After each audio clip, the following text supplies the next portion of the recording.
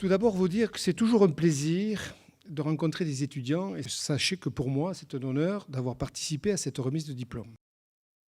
Bien sûr, avec nostalgie, cela me renvoie à votre âge. Quand Sylvain m'a demandé de présider cette cérémonie, je me suis demandé quel type de discours j'aurais aimé écouter à votre place. En effet, je pourrais me présenter de façon conventionnelle. Alors, je vais vous dire, un ancien sportif de haut niveau, diplômé de l'IJUC et d'un Master 2 en droit immobilier. En état-major des deux promotions, j'aurais eu 2 pierres ce soir. De la même façon, je pourrais vous dire, le diplôme, c'est super, c'est incontournable. C'est un diplôme, c'est indispensable dans la vie. Bravo, vous récoltez le fruit de votre travail. Très belle filière qu'est l'immobilier. Même si tout ça est presque vrai, je me suis dit qu'en le disant, il allait vous tarder rapidement d'aller au cocktail. En tout cas, c'est ce que j'aurais pensé à votre âge, et même encore aujourd'hui. Alors pendant ces quelques minutes, j'ai plutôt envie de vous faire partager mon expérience de la vie, de partager ce que l'école ne vous dit pas souvent, par manque de temps. Bref, modestement, d'essayer de vous faire gagner du temps. Un diplôme, c'est bien, mais pourquoi faire? Être salarié, créer une entreprise? Quelles sont les qualités requises? Alors, tout d'abord, en vérité, quand j'avais votre âge, je passais mon temps à fuir l'école conventionnelle pour y préférer l'école du rugby, où j'y ai appris des valeurs fondamentales. Et même si mes diplômes et résultats sont, eux, bien réels, c'est au rugby que j'ai le plus appris. Et je pourrais le résumer en 3 mots. Aptitude, habitude et attitude. Alors, je vais y revenir. L'aptitude, c'est la connaissance. On fait des écoles pour un métier, mais vous verrez, on en fait très souvent un autre. C'est un peu moins vrai dans la reconversion professionnelle, mais vous verrez. Pour ma part, j'ai fait des études de droit pour être avocat et finalement, je suis devenu entrepreneur. Mais toutes les connaissances qu'on additionne vous forgent et construisent votre aptitude. Elle est indispensable à la réussite et avec votre diplôme, vous avez avancé sur la voie de l'aptitude. L'habitude. C'est quoi l'habitude? L'habitude, c'est la persévérance et la régularité. De plus en plus difficile devant la société de zapping qu'on a aujourd'hui. Au rugby, il faut savoir faire une passe, il faut savoir faire un plaquage, il faut savoir passer un ballon. Mais pour avoir le bon mouvement, il faut répéter, répéter, répéter. Le geste doit devenir un automatisme. Après, grâce à ces automatismes, cela vous permet de vous concentrer uniquement sur le jeu et sur la vision. Eh bien, dans la vie, c'est pareil. Il faut persévérer pour être compétent et ne plus avoir qu'à se concentrer sur la vision, sur la stratégie et sur l'essentiel. Le 3e mot, c'est l'attitude. L'attitude, c'est le comportement. Et mon expérience m'a toujours démontré que c'est bien là l'essentiel de la vie. Et c'est bien là que je souhaite avec vous m'attarder le plus. Pour commencer, quelques mots sur mon expérience. Après une vie d'étudiant, et vous l'avez compris, chaotique et tardive, ma vie professionnelle démarre 5 ans pour après devenir une vie d'entrepreneur. Pour cela, pour démarrer cette vie professionnelle, j'ai dû emprunter de l'argent à différents membres de ma famille. Finalement, avec rien, ou quasi rien, à l'époque, j'avais emprunté 10 000 francs, c'est-à-dire 1 500 €. Avec ça, 20 ans après, j'ai construit plus de 1 700 logements, j'ai vendu plus de 6 500 logements et j'ai géré 22 000 logements. Dans ce dernier métier, d'ailleurs, qui est l'administrateur de biens, qui est un beau métier, et avant que je cède cette entreprise, on était 12e sur 8 400 professionnels. Retenez bien que rien n'est impossible. Rien n'est impossible. Cette première partie de ma vie professionnelle m'a appris les joies professionnelles, les peines, les trahisons, tout ce qui peut vous rendre aigri, névrotique. Parce que si vous choisissez d'être entrepreneur, vous verrez qu'il y a beaucoup d'entrepreneurs qui deviennent névrotiques. C'est presque un moteur d'ailleurs. Plus tard, comme je ne devais probablement pas encore avoir assouvi mon envie de développement, je me suis lancé en 2008 dans la folle aventure de créer ma propre société de gestion des SCPI. Et là, j'ai vécu l'enfer. Dans un milieu d'institutionnels qui me regardait comme un ovni, Sylvain vous l'a dit, il y avait 30 sociétés de gestion des SCPI en France, dont 26 banques et compagnies d'assurance. Un vrai régal. En 2008, les professionnels et mon entourage, les professionnels, me disaient que les SCPI étaient en fin de cycle, que cette idée était mauvaise. 2008. En 2016, la SCPI a été retenue comme le placement préféré des Français, pour la première fois devant l'assurance vie. Bien m'en a pris d'écouter personne. 2010, j'obtiens l'agrément de l'AMF qui, dans la foulée, m'impose des contraintes par anticipation qui détruit tout mon modèle économique. J'avais déjà investi 1 million d'euros et ce jour-là, j'avais un immeuble qui me tombait sur la tête. Parce que quand vous avez investi et qu'on vous dit, je ne rentre pas dans les détails, que votre modèle économique s'écroule, c'est compliqué. 2012, je lance enfin ma première SCPI et c'est l'année où le marché fait moins 80%. Vous vous rendez compte? Que du bonheur. 2014, lancement d'une nouvelle SCPI dans le secteur de la santé. Je passe rapidement. 2016, début de la réussite. Ouf. Croyez-moi, ça a été très dur, très dur. Alors pourquoi je vous raconte mon histoire? Pour que vous réalisiez qu'aucune réussite ne se fait en claquant des doigts. Quelle que soit votre aptitude, quelles que soient vos habitudes, mais que rien ne se fait sans l'attitude. Alors c'est quoi l'attitude? Parfois, entre toutes ces vies professionnelles que je vis et que j'ai vécues, beaucoup me demandent aujourd'hui, c'est quoi les clés de la réussite?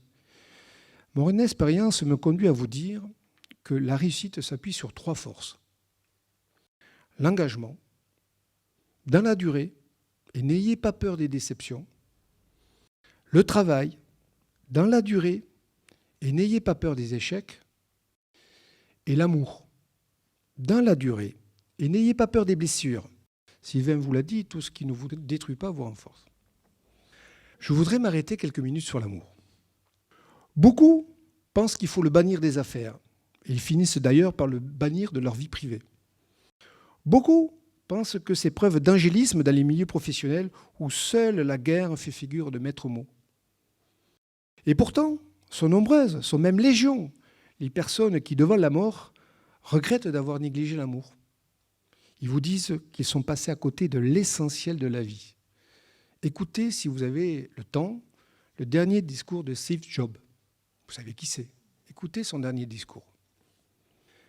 L'amour de son prochain, même dans les affaires, l'amour de la famille font partie de l'équilibre de la vie. Il n'y a rien de religieux là-dedans. Pourquoi? Parce que l'amour, c'est l'émotionnel. C'est lui qui vous transcende, et non pas la partie rationnelle du cerveau. Cette partie rationnelle du cerveau qui passe son temps à vous expliquer ou à vous rappeler les peurs. Vous savez, tu as tort de prendre cette décision. Tu sais bien que tu n'es pas capable. Rappelle-toi la dernière fois, tu t'es planté. Ne prends pas de risques. Tu dois assumer ta famille. Mon fils, ma fille, ne rêve pas. Ce n'est pas pour toi. Vous avez déjà entendu ça, j'imagine. Ou vous êtes déjà dit ça. N'oubliez pas que le cerveau est feignant. Il vous renvoie toujours à ce qu'il pense savoir.